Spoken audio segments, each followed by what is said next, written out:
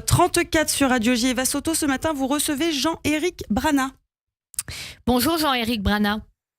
Bonjour Eva, bonjour tout le monde. Merci d'être avec nous ce matin en direct sur Radio J. Vous êtes spécialiste des États-Unis et maître de conférence à Paris 2, Assas. Le président Joe Biden quitte la Maison-Blanche dans 4 mois. Elle sert à quoi, cette visite de Binyamin Netanyahou aux États-Unis alors ? Joe Biden quitte la Maison-Blanche le 20 janvier, donc il y a encore un petit peu plus de temps, et la visite de Netanyahou sert parce qu'il y a toujours un conflit dans cette région et qu'il faut essayer d'avancer. Alors il vient rencontrer les parlementaires, les congressistes américains, les 2 chambres d'ailleurs, et essayer de renforcer le soutien qu'il a obtenu des États-Unis à l'État d'Israël, qui est un soutien très naturel. Il faut quand même le rappeler et le rappeler encore, même s'il y a des difficultés sur place. Ce soutien n'a pas faibli, mais il est important pour le président Netanyahou, le Premier ministre Netanyahou, de venir en discuter et je dis pas rendre des comptes, mais en tout cas pouvoir échanger avec ses parlementaires. Dans ce contexte politique un peu brouillé, il faut le dire, depuis l'annonce du retrait de Donald Trump pour la course à la Maison-Blanche, dans ce contexte-là, dans quelle mesure Binyamin Netanyahou peut espérer obtenir plus ou obtenir mieux concernant le soutien américain à Israël actuellement ? Non, il n'obtiendra ni plus ni mieux. On est dans une période un petit peu particulière, on va dire, puisque c'est à la mode qu'on règle les affaires courantes, mais il faut d'abord qu'il arrive à convaincre parce qu'il y a une suite. Tout ne s'arrête pas le 20 janvier, même avec le départ de Joe Biden. On a du mal à voir l'avenir dans ce conflit. Ça va être un des enjeux des rencontres, d'ailleurs, qu'il va avoir en bilatéral, au-delà du Congrès. Avec le Congrès, il va expliquer quelle est sa politique. Il va recevoir un soutien amical et appuyé. Et puis, c'est après que tout va commencer.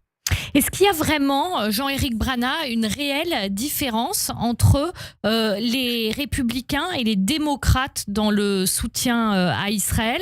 Ou alors, est-ce que finalement, cette différence ne se borne qu'à une affaire de communication vis-à-vis de l'électorat des uns ou des autres ? Alors la différence ne se situe pas entre démocrates et républicains, elle se situe entre démocrates d'un côté qui n'ont pas tous la même position vis-à-vis d'Israël, avec un côté à gauche plus progressiste qui remet en cause les attaques actuelles, les morts civiles et la non prise en compte de ces populations sur place, et qui le fait de façon bruyante et déterminée. Et de l'autre côté, il y a aussi une différence entre républicains, avec certains qui sont dans une position ultime vis-à-vis d'Israël, un soutien total, quoi qu'il puisse se faire ou se dire, qui explique que la défense d'Israël passe, même s'il faut, par le fait de rayer Gaza de la carte. Donc il y a des 2 côtés de l'extrémisme, et puis entre les deux, il y a un vaste lac, on va dire, rempli de poissons démocrates et républicains qui pensent tous à peu près la même chose vis-à-vis d'Israël, c'est-à-dire un soutien réel et fondé, qui rappelle que Israël a été violemment attaqué le 7 octobre et qu'il faut défendre Israël, et qui en même temps, c'est vrai, rappelle à Netanyahou qu'il y a des difficultés qu'il doit maintenant aborder avec humanité. Donald Trump, que Binyamin Netanyahou doit aussi rencontrer vendredi en Floride, à Mar-a-Lago. Donald Trump, qu'est-ce qu'il a fait ? Il est connu un peu pour ses coups d'éclat, toujours difficile un peu à décrypter. Heureusement que vous êtes là, Jean-Éric Brana. Il a publié sur Twitter, sur son compte X, une lettre que lui a envoyée Mahmoud Abbas en le remerciant pour cette lettre. D'ailleurs, il a écrit directement sur la lettre et puis il l'a publiée comme ça. Qu'est-ce que ça veut dire quand Donald Trump fait ça ? Écoutez, Donald Trump aurait changé, mais c'est vrai que si on observe là depuis quelques semaines ce qui se passe, il y a un Donald Trump nouveau, hein, très clairement, particulièrement à l'international.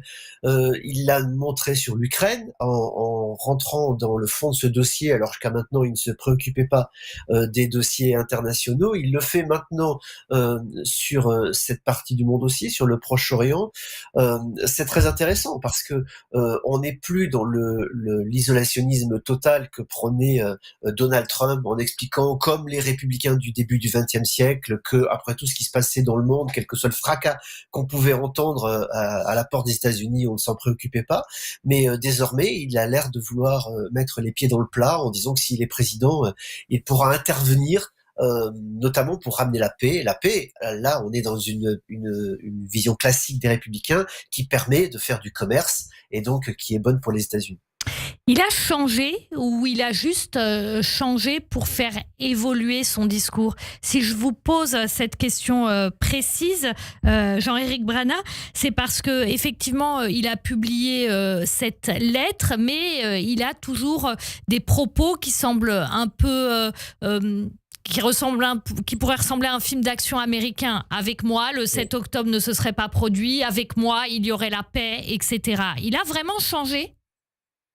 Je ne sais pas. Je suis incapable de vous répondre. En tout cas, c'est ce qu'il nous dit, c'est ce qu'il essaie de nous faire penser. C'est sur la durée que ça va se voir.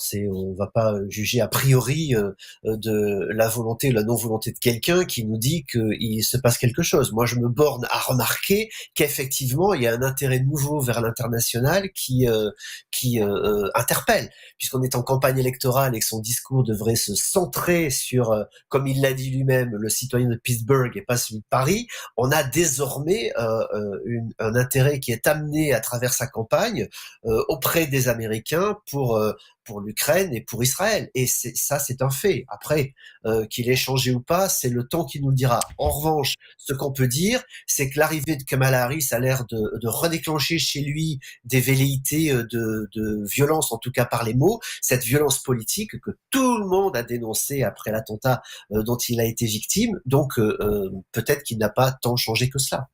Justement, Kamala Harris, c'est la surprise qui est arrivée. Les Républicains avaient axé leur campagne sur le grand âge de Joe Biden. Ça peut plus fonctionner ça avec Kamala Harris. Donc, quels sont les arguments des uns et des autres sur cette campagne qui s'ouvre jusqu'au 20 janvier, effectivement, date où il y aura une passation de pouvoir. Comment ça se préfigure, les arguments des uns et des autres dans cette campagne ? Écoutez, c'est assez clair, comme vous le dites, Eva, qu'il ne s'y attendait pas. Même si c'était dans les têtes de tout le monde, on commençait à ranger cette hypothèse dans le placard en se disant que c'était terminé pour cette fois-ci. Et en particulier, les supporters MAGA, le vice-président qui est choisi par Donald Trump, tout le monde a l'air de déraper en ce moment. On voit un langage très noir, très violent, très agressif. Hier, par exemple, J.D. Vance a fait 2 meetings. Il a passé son temps à critiquer Joe Biden, le plus mauvais président de l'histoire, et Kamala Harris, qui est 100 000 fois encore plus mauvaise. Alors, rendez-vous compte. Ça, c'est le colistier de Donald Trump. Oui. Voilà. Ça, c'est le colistier. Et puis les MAGA, les supporters de Donald Trump direct, qui sur les réseaux sociaux sont en train de déraper. On a du racisme et de l'antisémitisme. On parle de DEI, c'est-à-dire c'est une formule américaine qui parle de diversité, d'égalité et d'inclusion. Et c'est pas pour se féliciter de cette partie-là, c'est pour dire qu'elle est arrivée non pas à cause de son talent, mais parce que on lui a fait une place. Parce qu'elle était femme, oh là là, le grand crime, et noire, deuxième grand crime. Il va falloir très vite que tout cela s'arrête. D'ailleurs, Mike Johnson, le président de la Chambre, a déjà alerté, il est monté au créneau hier en demandant à ce que tout le monde mette le pied sur le frein, parce que là, tout le monde part dans le mur. Antisémitisme, dites-vous, ça se manifeste comment? On sait que l'époux de Kamala Harris est juif. Les attaques des MAGA sur Kamala Harris, elles se portent aussi là-dessus. Ça semblerait presque paradoxal parce que la fille de Donald Trump, elle aussi, est juive. Oui, elle est juive et mariée à un juif. Non, pour l'instant, on n'a pas, j'ai pas parlé d'attaques antisémites et je les ai pas notées, en tout cas, dans ce que je lis. Peut-être qu'il y en aura à droite à gauche, mais c'est pas non la véritable attaque qu'il y a sur Kamala Harris. Elle est pas identifiée comme étant l'épouse d'un juif, étonnamment, hein, alors que pourtant elle l'est vraiment, et qu'elle est proche d'Israël. Elle l'a dit à de nombreuses reprises. Sur ce dossier-là, c'est vrai que pour l'instant, elle n'a pas été ni égratignée, ni même bousculée. Ni très clair d'ailleurs, ni très clair. Ah si, elle est très claire, oui. Moi, je crois qu'on l'entend depuis un moment. J'ai déjà eu l'occasion sur votre antenne d'ailleurs d'en parler depuis le 7 octobre à plusieurs reprises. Son soutien à Israël est exactement comme Joe Biden, total. Elle pense aussi qu'Israël avait le droit de se défendre, que c'est une attaque terroriste. Tout ça, elle l'a dit de façon limpide. En revanche, c'est vrai qu'elle a très vite parlé également des populations à Gaza. Elle a parlé du fait que des femmes et des enfants mouraient de faim. Elle a beaucoup parlé de cette affaire-là. Mais je crois qu'elle n'a pas eu tort. C'est vrai qu'en termes d'humanité, tout le monde le voit et tout le monde constate qu'il y a un drame qui est en train de se jouer. Merci beaucoup Jean-Éric Brana, spécialiste des États-Unis et maître de conférence à Paris 2 Assas. Merci d'avoir été avec nous en direct sur Radio J. Bonne journée. Bonne journée. Radio J. Le 6-9.